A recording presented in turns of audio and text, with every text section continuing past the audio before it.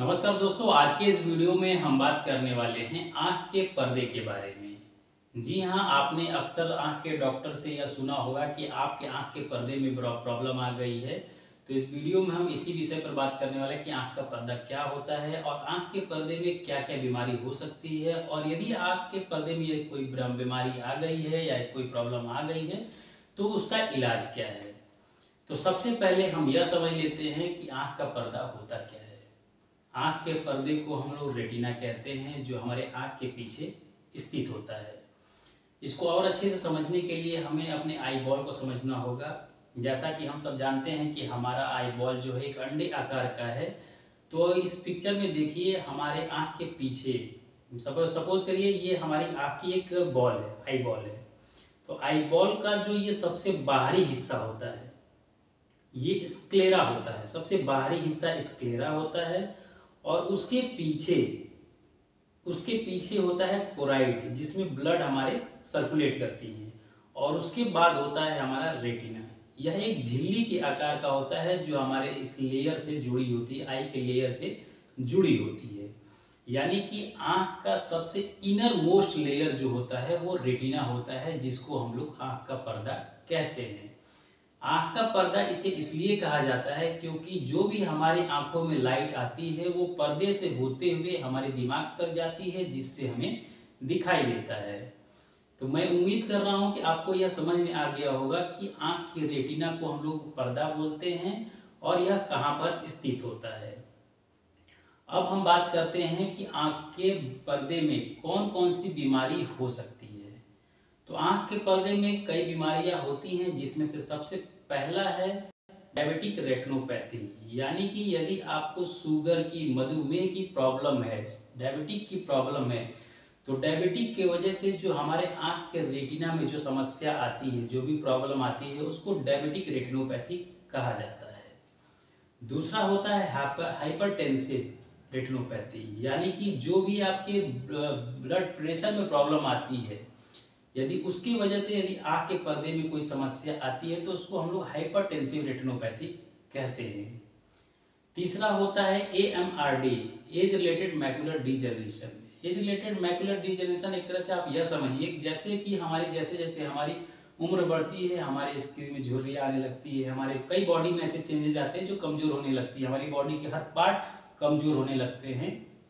उसी तरह हमारे आँख के पर्दा यानी रेटिना में भी धीरे धीरे गिरावट आने लगती है, डिजनरेट होने लगता है। इसी को हम लोग बोलते हैं AMRD, जो एज रिलेटेड मैकुलर डिजनरेशन है, जो एक रेटिना में होने वाली समस्या है। चौथा होता है रेटिना डिटैचमेंट।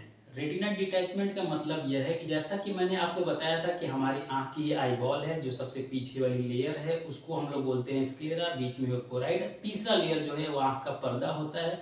और आँख का पर्दा हमारे जो है चिपका होता है, झिल्ली तरीके की चिपकी होती है। अगर वो किसी कारण से उखड़ जाती है तो इसी को बोला जाता है रेटिना डिटैचमेंट।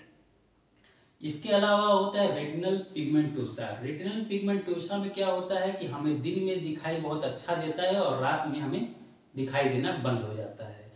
इसको हम लोग रतौंधी बोलते हैं। और यदि आप रतौंधी के ऊपर वीडियो चाहते हैं कि रतौंधी क्या होती है, इसके कारण और क्या इलाज है, तो हमारे इस चैनल पर जाके आप इसकी भी वीडियो देख सकते हैं कि रतौंधी क्या है और इसका इलाज क्या है।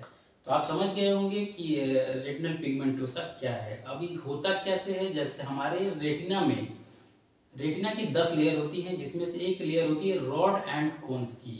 यदि आपकी रॉड एंड कोन्स में, कॉन्स जो होता है हमारे कलर पहचानने का काम करता है, जो रॉड्स होता है वो रात में हमें देखने में सहायता प्रदान करता है। यदि किसी कारण बस हमारे रॉड सेल्स में कोई प्रॉब्लम आ जाती है तो हमें रेटिनल पिगमेंटोसा होता है। इसके अलावा आता है रेटिनल ऑक्लूजन। रेटिनल ऑक्लूजन में जैसा कि हम आपको बता दें कि हमारे रेटिना में वेन भी है और आर्टरी भी है। इसी कारणवश यदि हमारे आर्टरी में ऑक्लूजन हो जाती है तो उसे हम लोग सेंट्रल रेटिनल वेन ऑक्लूजन बोलते हैं। किसी कारणवश यदि आर्टरी में ऑक्लूजन हो जाती है तो उसको हम लोग सेंट्रल रेटिनल आर्टरी ऑक्लूजन बोलते हैं। तो ये भी एक रेटिना में होने वाली प्रॉब्लम है। अगर इसमें जो भी मैंने अब बीमारियां बताई, यदि इसमें से कोई भी आपको प्रॉब्लम आती है तो आपको विजन ब्लर हो जाएगा, आपको दिखने में समस्या होने लगेगी। इसके अलावा होता है इन्फ्लामेशन, सूजन हो जाना, रेटिना में पर्दे में सूजन हो जाना। इस तरह देखा जाए तो आँख के रेटिना में कई बीमारियां होती हैं। अब बात करते हैं इसके इलाज की कि यदि आपके रेटिना में कोई प्रॉब्लम आ गई है, कोई डिजीज़ हो गया है, तो उसका उपचार क्या है। तो सबसे पहले हमने बात किया था डायबिटिक रेटिनोपैथी, हाइपरटेंसिव रेटिनोपैथी। तो इसका इलाज यही है कि आप अपने डायबिटिक को कंट्रोल रखें, बीपी को कंट्रोल रखें। यदि आपको इससे बीमारी हो गई है तो इसको कंट्रोल रखने से इसको कंट्रोल रखने से इसको रोका जा सकता है, ना कि पहले की तरह बिल्कुल सही किया जा सकता है। इसके अलावा मैंने बताया था रेटिना डिटैचमेंट। यदि आपके रेटिना डिटैच उखड़ गई है तो उसका एक इलाज होता है लेजर विधि से।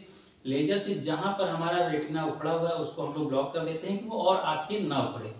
जैसे मैं एक एग्जांपल समझाता हूँ, मान लीजिए आपकी रेटिना सबसे आखिरी इनर है, अगर आपकी यहाँ से रेटिना उखड़ गई है तो हम लोग यहाँ यहाँ उसके अगल बगल से लेजर से ब्लॉक कर देंगे कि रेटिना और आगे ना उखड़े। यानी कि जहाँ पर आपकी रेटिना उखड़ गई है उसको चिपकाया नहीं जा सकता है, ना ही वहाँ से रोशनी लाई जा सकती है। इसका इलाज यही है कि जितना रुका हुआ है उतने पर रोक दिया जाए, उसके आगे ना बढ़े। इसके अलावा हमने बताया रेटिनल सेंट्रल रेटिनल CRVO और CRAO, आर्टरी ऑक्लूजन और वैन ऑक्लूजन। इसमें कुछ इंजेक्शन आते हैं जो आपकी आंखों में लगाए जाते हैं और जिससे इसको कंट्रोल किया जाता है। एक होता है मैकुलर होल। मैकुला भी एक रेटिना का पार्ट है। आप जो भी हमारी रोशनी आंखों में जाती है वो सबसे पहले मैकुला में जाती है और मैकुला से होते हुए डिस्क पे आती है, डिस्क से होते हुए हमारे दिमाग तक पहुंचती है। यदि किसी कारणवश यदि हमारे मैकुला में होल हो गया तो आपको दिखाई देना बंद हो जाएगा और इसका अब तक कोई भी इलाज नहीं आया है।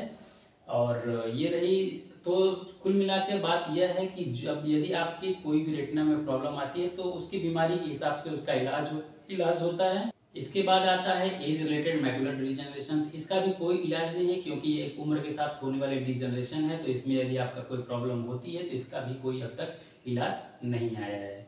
तो ये रही रेटिना से जुड़ी कुछ संबंधित जानकारियाँ, जैसे कि रेटिना किसे कहते हैं, आँख का पर्दा किसे कहते हैं, इसमें कौन कौन सी बीमारी हो सकती है और उसके क्या इलाज है।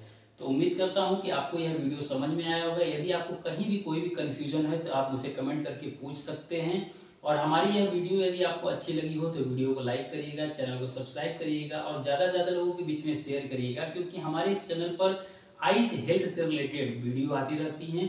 तो आज के लिए थैंक यू।